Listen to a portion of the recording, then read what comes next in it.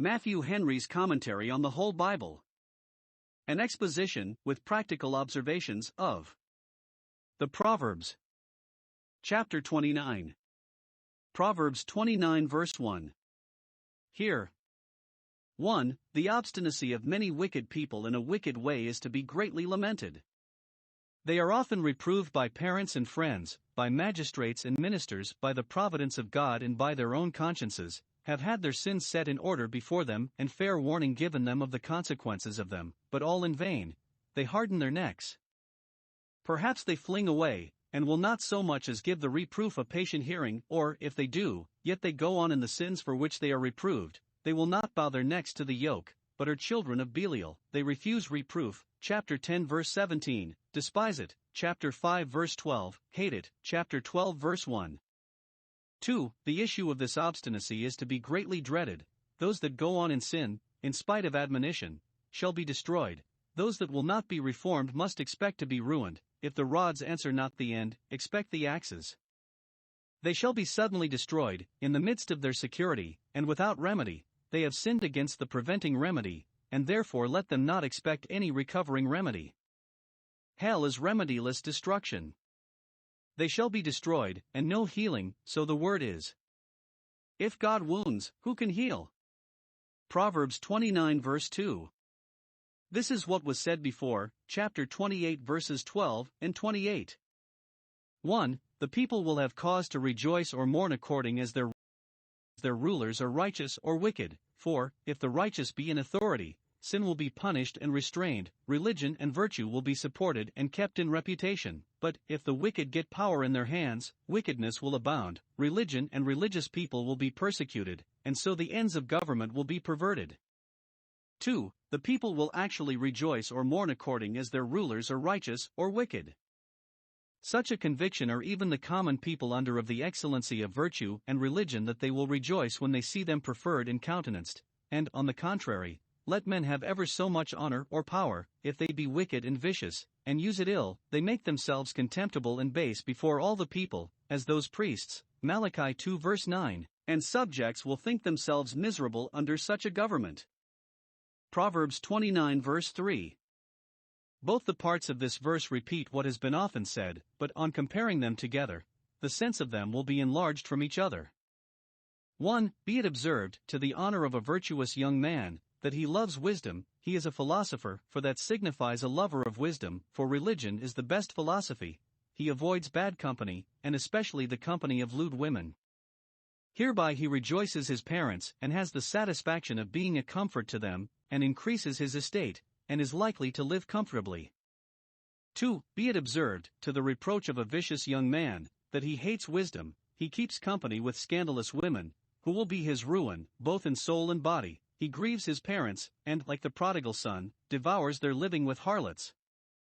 Nothing will beggar men sooner than the lusts of uncleanness, and the best preservative from those ruinous lusts is wisdom. Proverbs 29 verse 4. Here is 1. The happiness of a people under a good government. The care and business of a prince should be to establish the land, to maintain its fundamental laws, to settle the minds of his subjects, and make them easy, to secure their liberties and properties from hostilities and for posterity, and to set in order the things that are wanting. This he must do by judgment, by wise counsels, and by the steady administration of justice, without respect of persons, which will have these good effects. 2. The misery of a people under a bad government. A man of oblations, so it is in the margin, overthrows the land. A man that is either sacrilegious or superstitious, or that invades the priest's office, as Saul and Uzziah, or a man that aims at nothing but getting money and will, for a good bribe, connive at the most guilty, and, in hope of one, persecute the innocent. Such governors as these will ruin a country. Proverbs 29 verse 5. Those may be said to flatter their neighbors who commend and applaud that good in them, the good they do or the good they have, which really either is not or is not such as they represent it, and who profess that esteem and that affection for them which really they have not. These spread a net for their feet. 1. For their neighbors' feet, whom they flatter. They have an ill design in it, they would not praise them as they do, but that they hope to make an advantage of them, and it is therefore wisdom to suspect those who flatter us, that they are secretly laying a snare for us, and to stand on our guard accordingly. Or it has an ill effect on those who are flattered, it puffs them up with pride, and makes them conceited and confident of themselves, and so proves a net that entangles them in sin. 2. For their own feet, so some understand it. He that flatters others, in expectation that they will return his compliments and flatter him, does but make himself ridiculous and odious even to those he flatters. Proverbs 29 verse 6. Here is 1. The peril of a sinful way. There is not only a punishment at the end of it, but a snare in it. One sin is a temptation to another, and there are troubles which, as a snare, come suddenly upon evil men in the midst of their transgressions. Nay, their transgression itself often involves them in vexations. Their sin is their punishment, and they are holden in the cords of their own iniquity. Chapter 5 verse 22. 2. The pleasantness of the way of holiness. The snare that is in the transgression of evil men spoils all their mirth, but righteous men are kept from those snares, or delivered out of them. They walk at liberty, walk in safety, and therefore they sing and rejoice. Those that make God their chief joy have him for their exceeding joy, and it is their own fault if they do not rejoice evermore. If there be any true joy on this side heaven, doubtless those have it whose conversation is in heaven. Proverbs 29 verse 7. It is a pity but that every one who sues sub forma pauperis as a pauper, should have an honest cause. They are of all others inexcusable if they have not, because the Scripture has so well provided that it should have a fair hearing, and that the judge himself should be of counsel, as for the prisoner, so for the pauper. 1. It is here made the character of a righteous judge that he considers the cause of the poor.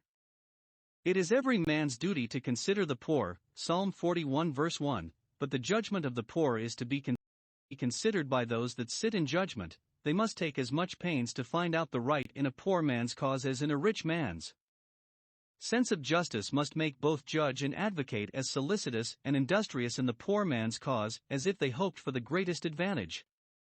2. It is made the character of a wicked man that because it is a poor man's cause, which there is nothing to be got by, he regards not to know it, in the true state of it, for he cares not which way it goes, right or wrong. See Job 29 verse 16. Proverbs 29 verse 8. See here. 1. Who are the men that are dangerous to the public scornful men? When such are employed in the business of the state they do things with precipitation, because they scorn to deliberate, and will not take time for consideration and consultation. They do things illegal and unjustifiable, because they scorn to be hampered by laws and constitutions. They break their faith, because they scorn to be bound by their word, and provoke the people, because they scorn to please them. Thus they bring a city into a snare by their ill conduct, or, as the margin reads it, they set a city on fire. They sow discord among the citizens and run them into confusion. Those are scornful men that mock at religion, the obligations of conscience, the fears of another world, and everything that is sacred and serious. Such men are the plagues of their generation.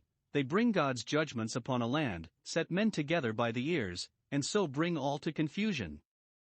2. Who are the men that are the blessings of a land? The wise men who by promoting religion, which is true wisdom, turn away the wrath of God, and who, by prudent counsels, reconcile contending parties and prevent the mischievous consequences of divisions.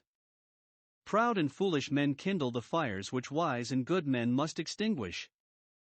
Proverbs 29 verse 9. A wise man is here advised not to set his wit to a fool's, not to dispute with him, or by contending with him to think either of fastening reason upon him, or gaining right from him.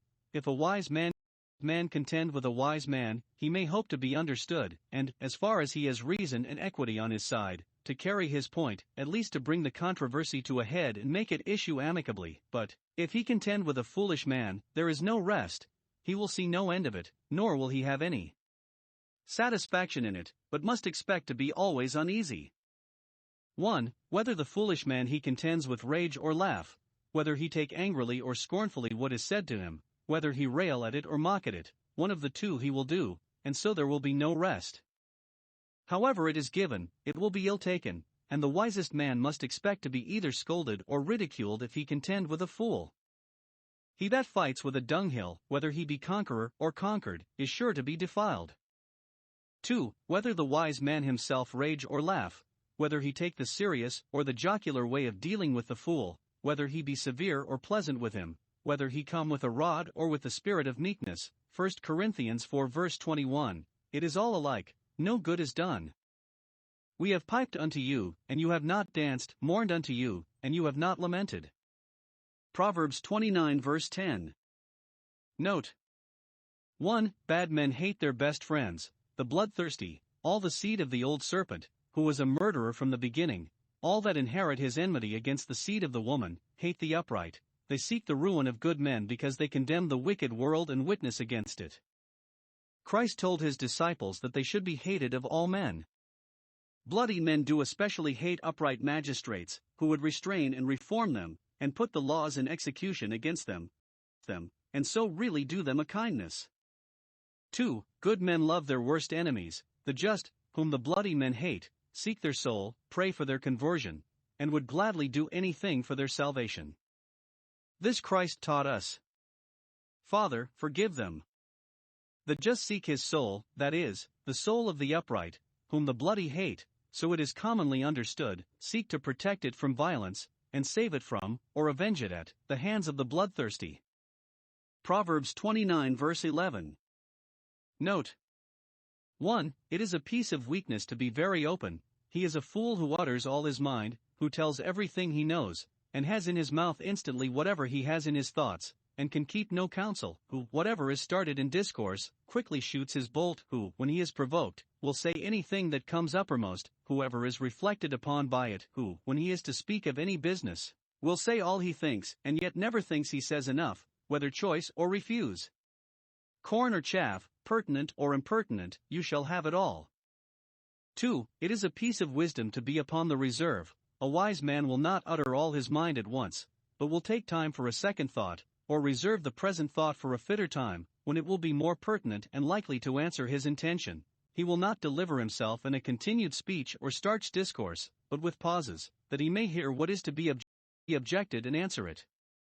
Non minus interdum oratorium est tacera quam dicere true oratory requires an occasional pause. Plin. EP 7:6. Proverbs 29 verse 12. Note 1. It is a great sin in any, especially in rulers, to hearken to lies, for thereby they not only give a wrong judgment themselves of persons and things, according to the lies they give credit to, but they encourage others to give wrong informations. Lies will be told to those that will hearken to them, but the receiver, in this case, is as bad as the thief. 2. Those that do so will have all their servants wicked. All their servants will appear wicked, for they will have lies told of them, and they will be wicked, for they will tell lies to them. All that have their ear will fill their ear with slanders and false characters and representations, and so if princes, as well as people, will be deceived, they shall be deceived, and instead of devolving the guilt of their own false judgments upon their servants that misinformed them, they must share in their servants' guilt, and on them will much of the blame lie for encouraging such misinformations and giving countenance and ear to them. Proverbs 29 verse 13. This shows how wisely the great God serves the designs of his providence by persons of very different tempers, capacities, and conditions in the world, even 1. By those that are contrary the one to the other. Some are poor and forced to borrow, others are rich, have a great deal of the mammon of unrighteousness, deceitful riches they are called, and they are creditors, or usurers, as it is in the margin. Some are poor and honest and laborious, others are rich, slothful, and deceitful. They meet together in the business of this world, and have dealings with one another, and the Lord enlightens both their eyes. He causes his sun to shine upon both, and gives them both the comforts of this life. To some of both sorts he gives his grace. He enlightens the eyes of the poor by giving them patience, and of the deceitful by giving them repentance, as Zacchaeus. 2. By those that we think could best be spared. The poor and the deceitful we are ready to look upon as blemishes of providence, but God makes even them to display the beauty of providence. He has wise ends not only in leaving the poor always with us, but in permitting the deceived and the deceiver, for both are his. Job 12 verse 16, and turn to his praise.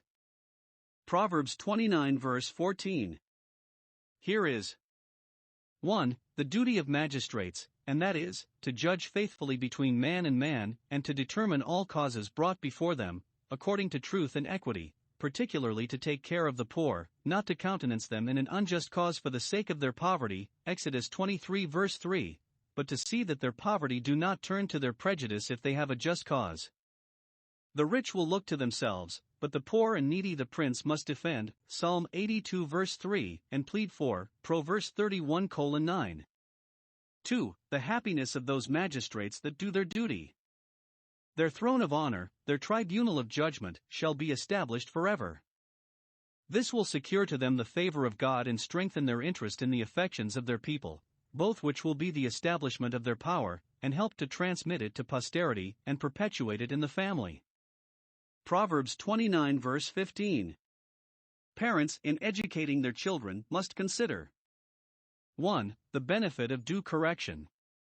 They must not only tell their children what is good and evil, but they must chide them, and correct them too, if need be, when they either neglect that which is good or do that which is evil.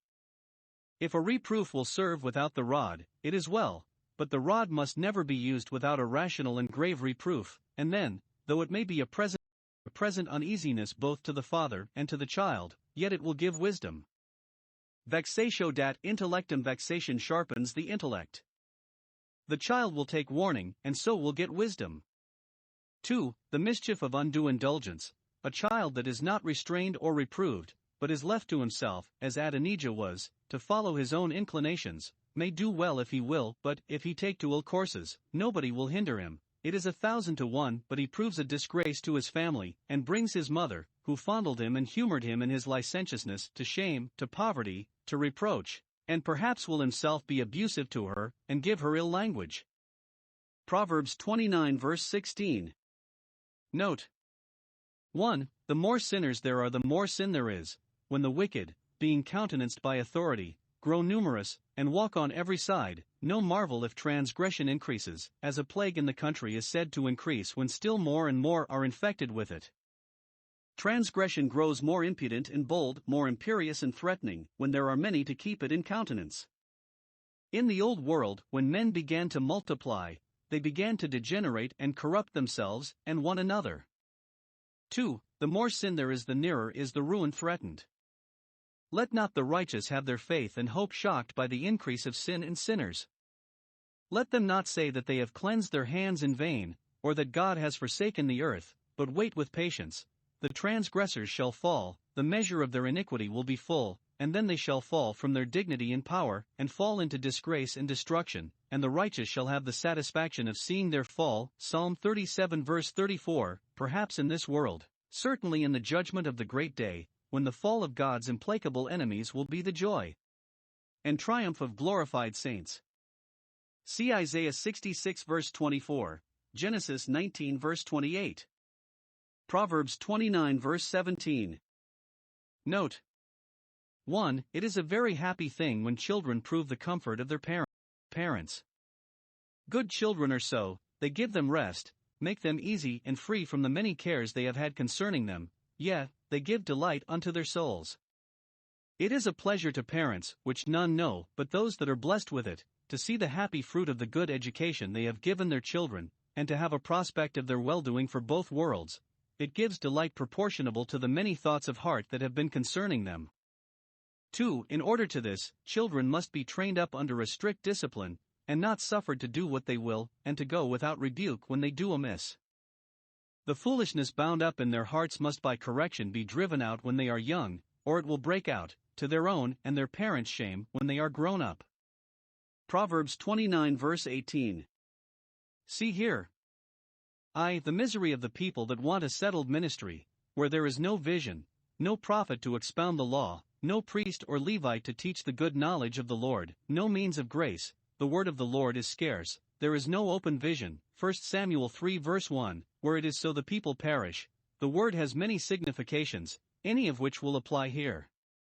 1. The people are made naked, stripped of their ornaments and so exposed to shame, stripped of their armor and so exposed to danger.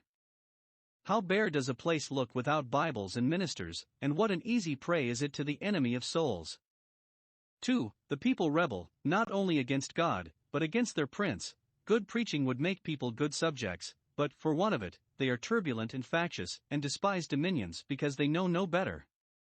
3. the people are idle, or they play, as the scholars are apt to do when the master is absent. They do nothing to any good purpose, but stand all the day idle, and sporting in the marketplace, for want of instruction what to do, and how to do it. For they are scattered as sheep having no shepherd, for want of the masters of assemblies to call them, and keep them together. Mark 6 verse 34. They are scattered from God and their duty by apostasies, from one another by divisions. God is provoked to scatter them by his judgments. 2 Chronicles 15 verses 3 and 5. 5. They perish, they are destroyed for lack of knowledge. Hosea 4 verse 6. See what reason we have to be thankful to God for the plenty of open vision which we enjoy. 2. The felicity of a people that have not only a settled, but a successful ministry among them, the people that hear and keep the law, among whom religion is uppermost. Happy are such a people and every particular person among them. It is not having the law, but obeying it, and living up to it, that will entitle us to blessedness. Proverbs 29 verse 19. Here is the description of an unprofitable, slothful, wicked servant, a slave that serves not from conscience or love, but purely from fear. Let those that have such servants put on patience to bear the vexation, and not disturb themselves at it. See their character. 1. No rational words will work upon them. They will not be corrected and reformed, not brought to their business, nor cured of their idleness and laziness, by fair means, no, nor by foul words. Even the most gentle master will be forced to use severity with them. No reason will serve their turn, for they are unreasonable. 2. No rational words will be got from them. They are dogged and sullen, and, though they understand the questions you ask them, they will not give you an answer. Though you make it ever so plain to them what you expect from them, they will not promise you to mend what is amiss nor to mind their business. See the folly of those servants whose mouth by their silence calls for strokes. They might be corrected by words and save blows, but they will not. Proverbs 29 verse 20. Solomon here shows that there is little hope of bringing a man to wisdom that is hasty either. 1. Through rashness and inconsideration. Sayest thou a man that is hasty in his matters, that is of a light desultory wit, that seems to take a thing quickly, but takes it by the halves, gallops over a book or science, but takes no time to digest it, no time to pause or muse upon a business. There is more hope of making a scholar and a wise man of one that is dull and heavy, and slow in his studies, than of one that has such a mercurial genius and cannot fix. 2. Through pride and conceitedness. Sayest thou a man that is forward to speak to every matter that is started, and affects to speak first to it, to open it, and speak last to it, to give judgment upon it, as if he were an oracle. There is more hope of a modest fool, who is sensible of his folly, than of such a self-conceited one. Proverbs 29 verse 21. Note. 1. It is an imprudent thing in a master to be too fond of a servant, to advance him too fast, and admit him to be too familiar with him, to suffer him to be over-nice and curious in his diet, and clothing, and lodging, and so to bring him up delicately, because he is a favorite, and an agreeable servant. It should be remembered that he is a servant, and, by being thus indulged, will be spoiled for any other place. Servants must endure hardness. 2. It is an ungrateful thing in a servant, but what is very common, to behave insolently because he has been used tenderly. The humble prodigal thinks himself unworthy to be called a son, and is content to be a servant. The pampered slave thinks himself too good to be called a servant, and will be a son at the length, will take his ease and liberty, will be on a par with his master, and perhaps pretend to the inheritance.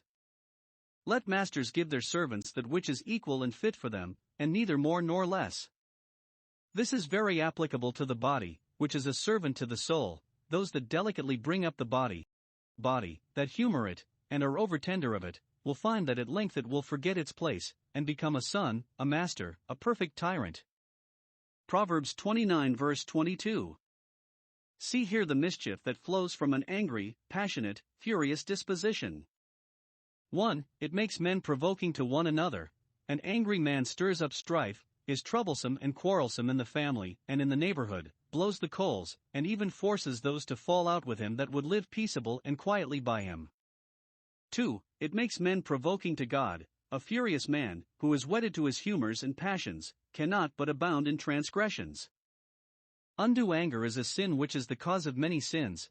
It not only hinders men from calling upon God's name, but it occasions their swearing and cursing and profaning God's name. Proverbs 29 verse 23. This agrees with what Christ said more than once. 1. That those who exalt themselves shall be abased. Those that think to gain respect by lifting up themselves above their rank, by looking high, talking big, appearing fine, and applauding themselves, will on the contrary expose themselves to contempt, lose their reputation, and provoke God by humbling providences to bring them down and lay them low. 2. That those who humble themselves shall be exalted, and shall be established in their dignity.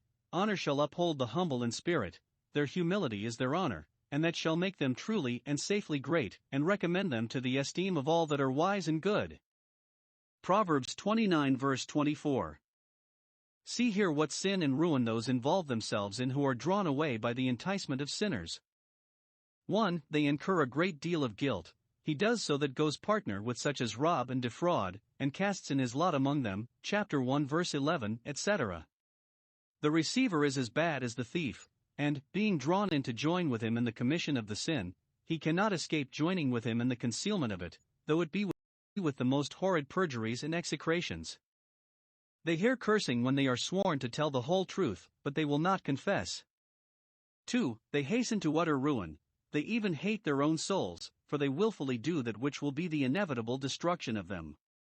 See the absurdities sinners are guilty of. They love death, than which nothing is more dreadful, and hate their own souls, than which nothing is more dear.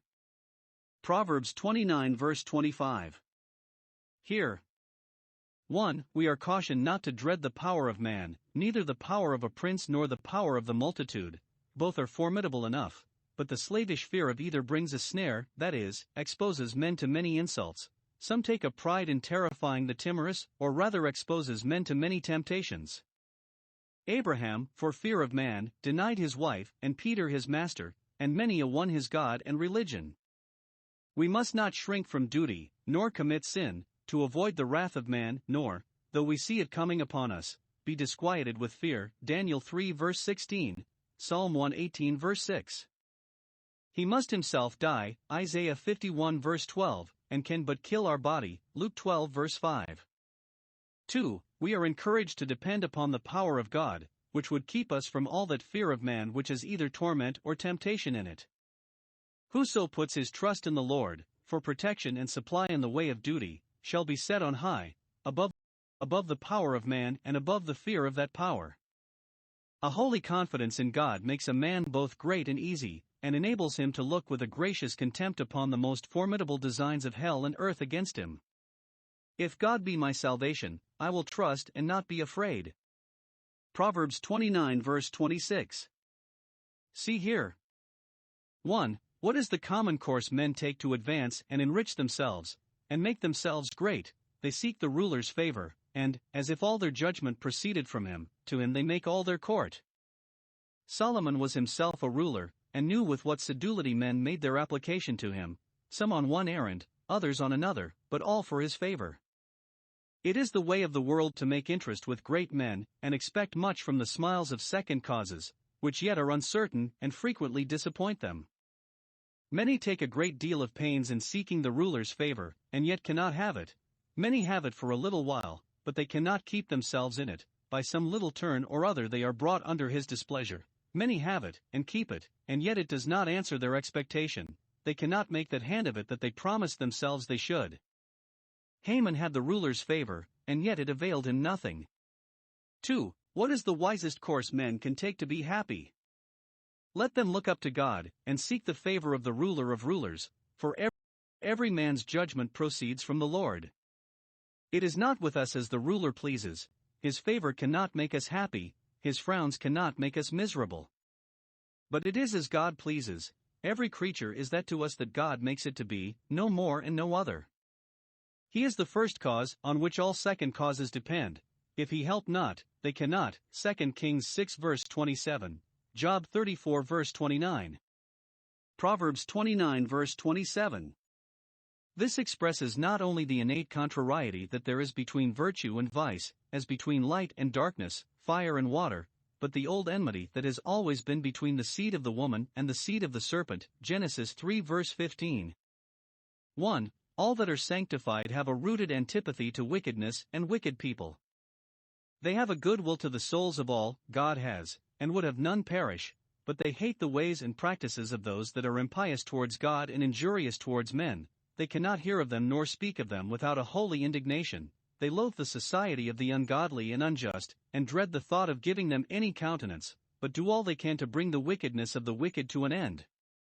Thus an unjust man makes himself odious to the just, and it is one part of his present shame and punishment that good men cannot endure him. 2. All that are unsanctified have a like-rooted antipathy to godliness and godly people. He that is upright in the way, that makes conscience of what he says and does, is an abomination to the wicked, whose wickedness is restrained perhaps and suppressed, or at least, shamed and condemned, by the uprightness of the upright. Thus Cain did, who was of his father the devil. And this is not only the wickedness of the wicked, that they hate those whom God loves, but their misery too, that they hate those whom them shall shortly see in everlasting bliss and honor, and who shall have dominion over them in the morning. Psalm 49 verse 14.